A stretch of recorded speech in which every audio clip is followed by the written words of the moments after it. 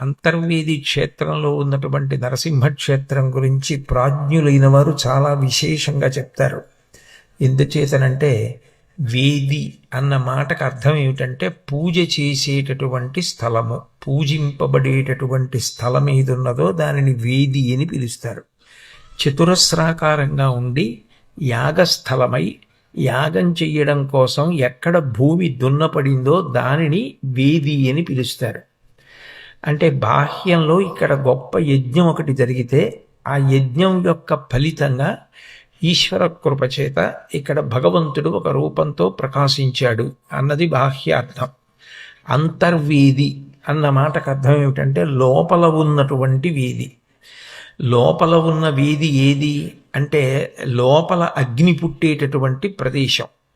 లోపల ఉన్న అగ్ని చైతన్యము అని పిలుస్తారు. అందుకని చిదగ్ని అని పేరు.